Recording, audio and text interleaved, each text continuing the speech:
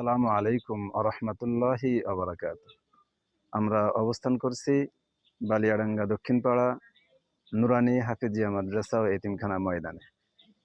ইনশাআল্লাহ আমাদের মাদ্রাসার আগামীতে চালানোর পরিকল্পনা হেফজখানা আলাদা করা এবং নাজেরা বিভাগ আলাদা করা এবং নুরানি বিভাগ আলাদা চালানো।